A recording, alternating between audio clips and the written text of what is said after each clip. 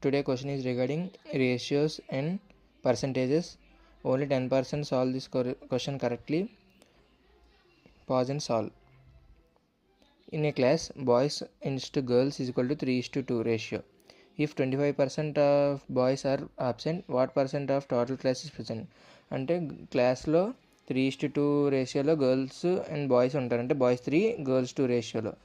ఇప్పుడు 25% of the boys absent అయితే ఇప్పుడు ఎంత పర్సెంటేజ్ టోటల్ క్లాస్ ప్రజెంట్ అయ్యారని మన క్వశ్చన్ అడుగుతున్నారు. సో ఇప్పుడు దీనికి మనం సాల్వ్ చేయడానికి ఇప్పుడు మనం ఈ రేషియో ప్రకారం బాయ్స్ని 3x అనుకుందాం, గర్ల్స్ని 2x అనుకుందాం. టోటల్ ఎంత? 3 + 2 5x.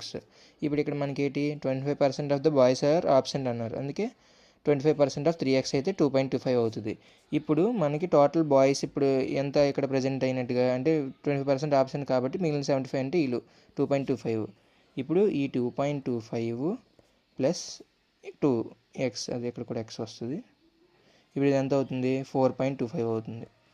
ఇప్పుడు మనకి ఇక్కడ how much percentage of total class is present అంటే present percentage is equal to ఇక్కడంతా మనకి 4.25. ఇక్కడ మన క్లాస్ మొత్తం అడిగారు కదా, బై 5 × 100. ఇక్కడ పర్సంటేజ్ క్యాలిక్యులేట్ చేయాలి కదా. ఇప్పుడు ఇది మనం సాల్వ్ చేస్తే 85% వస్తుంది.